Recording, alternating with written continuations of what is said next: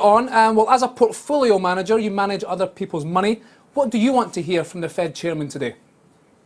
Yeah, I think the main thing we like to hear, and I think everybody likes to hear, is clarification on exactly where they stand.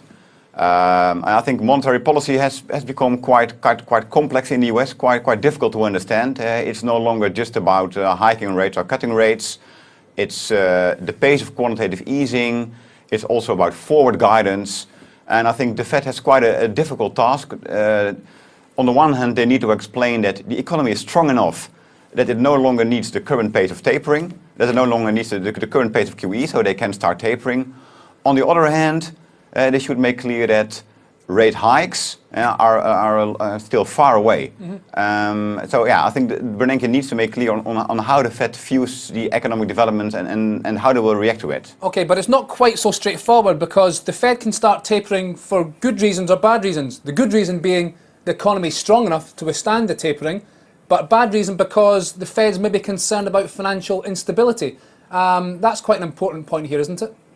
Yeah, although we think that the main reason why the Fed will start tapering is for good reasons. Is because the economy no longer needs the current pace of quantitative easing. And I think it's a bit reflective market where, for example, equity markets, the S&P, well, it made a new high recently, whereas in fixed income markets that are a lot more dependent on low rates have reacted more negatively. Okay, so will you be advising your clients to sell treasuries? Well, I think in general going forward, indeed, I think one should be more cautious about fixed income, and I think equities can be preferred over fixed income. Okay, from one central bank to another, today we've got the minutes of Bank of England, the last policy meeting, which of course was the first under the governorship of Mark Carney.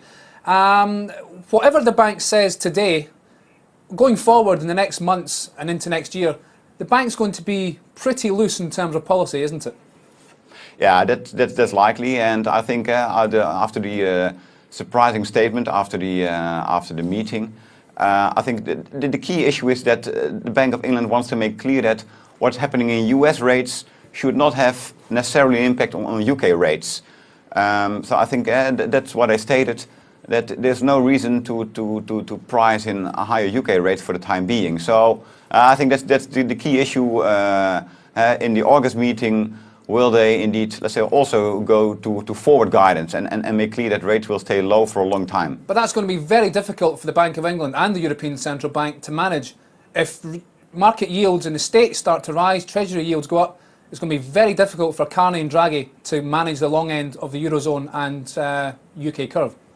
Yeah, I think you can always expect indeed there will be spillover effects from the US Treasury market to UK gilts and the Euro government market. But still, I mean, I think they will try to mitigate that impact. But it's a difficult task, that's for sure. Okay, and just to finish up, I know you also look at foreign exchange. Given what we're talking about here, is the euro going up or down? Yeah, I mean, it's a euro. It's always with an exchange rate here. I mean, you talk about euro and you talk about the dollar.